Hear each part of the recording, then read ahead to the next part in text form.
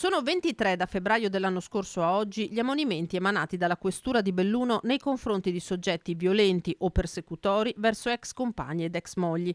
Il dato nel giorno della festa della donna, con la Polizia di Stato e lo stesso questore Roberto Della Rocca presente in piazza Piloni per l'intera mattinata con un gazebo e materiale informativo dedicato alla campagna di sensibilizzazione Questo non è amore, incentrata sulla violenza di genere e sullo strumento stesso dell'ammonimento. Devo dire che l'affluenza è stata numerosa, sia da parte femminile, perché parecchie donne si sono avvicinate, ma la cosa che mi ha sorpreso e rincuorato è che abbiamo anche parlato con diversi uomini, perché noi dobbiamo affrontare sia la problematica della consapevolezza della donna di subire violenza, perché molte donne non se ne rendono conto perché sono invischiate in sistemi di isolamento, di messa da parte dell'uomo autore di violenza.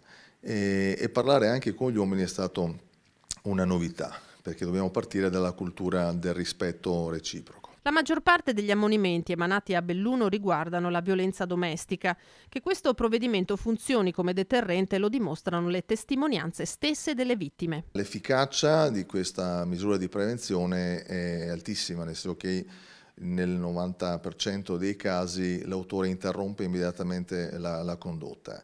Quindi è un sistema che va divulgato. Il grosso del lavoro è dunque indurre le donne a denunciare. È un problema di emersione e su questo dobbiamo incidere, perché quello che emerge solitamente, ma non solo qui a Belluno, è una piccola parte del sommerso.